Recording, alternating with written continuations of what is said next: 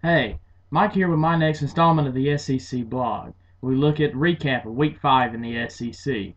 First game, Tennessee and Buffalo. I picked Buffalo to lose 38-6 to Tennessee, and Tennessee ends up winning 41-10. Tyler Bray really setting example as the best quarterback in the SEC, right up there with Tyler Wilson. This Tennessee team is still a little one-dimensional, trying to get a running game going. They are definitely one of the best teams in the SEC right now, if not the East. Uh, Definitely can contend for an East title. Got to get past Florida and South Carolina, though, and even little Georgia right now as they struggling through some wins. Looking for a big one this week, though. Then you got Kentucky and LSU. I picked LSU to win 52-0.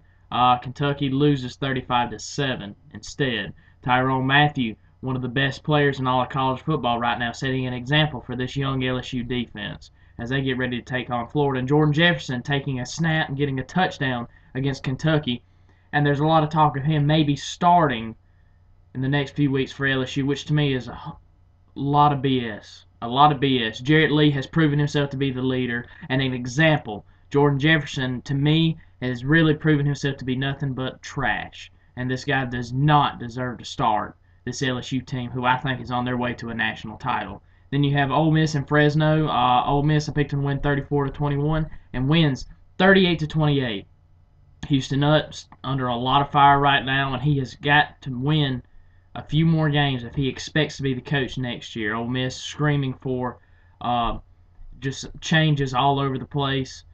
There's not a lot of hope left for this Ole Miss team as they're getting into the meat of their SEC schedule. Expect them a lot more losses and a lot less wins. Then you have Mississippi State and Georgia. Mississippi State being a huge disappointment.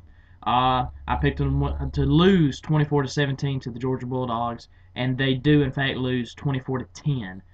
Georgia still in the heat of the East title race. Mississippi State needs to prove themselves and win this week if they expect to salvage their season and get to a bowl game, as they're turning into a huge disappointment. Dan Mullen screaming for changes on this Mississippi State team. Auburn and USC. My one miss for this week is the Auburn Tigers upset the number 10 South Carolina Gamecocks 16-13, and a sloppy offensive showing and a really, really good SEC slugfest. I picked USC to win 28-21 just because of Ashlon Jeffrey and Marcus Lattimore. This young Auburn defense shuts down Marcus Lattimore. Ashlon Jeffrey getting a catch for a touchdown, but it was not enough for the Gamecocks to win. Sloppy quarterback play on both sides of the ball with Steven Garcia, who finally ends up getting benched, and Connor Shaw will get to start the South Carolina offense in Week 6. Barrett Trotter throwing a couple of picks, but leading the game-winning drive with a pass touchdown to Lutzenkirchen.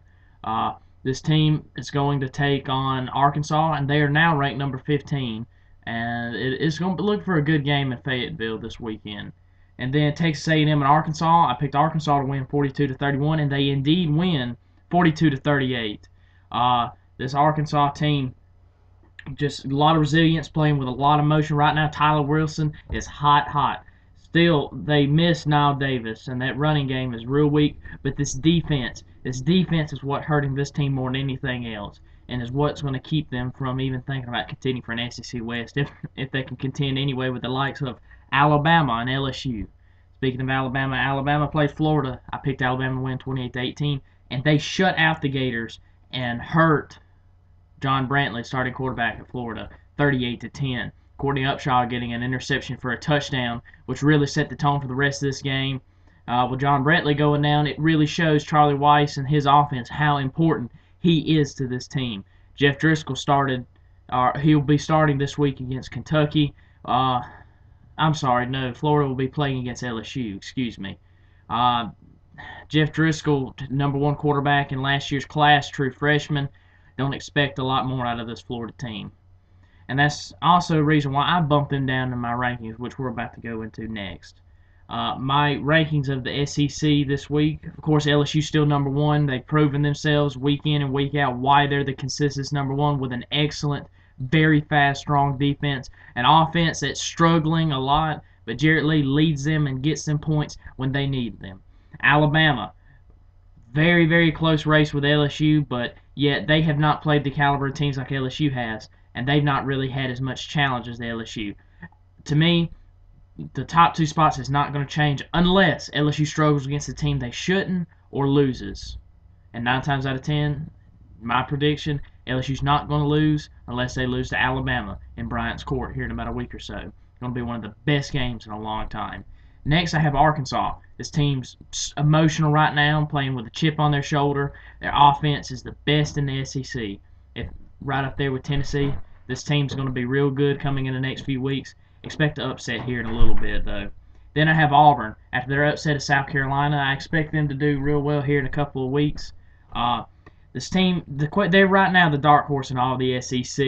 Auburn, after upsetting South Carolina, how could you not bet against this team? And then I have Florida. After losing John Brantley, I've dropped them down from in the top 3 down just because of that one loss.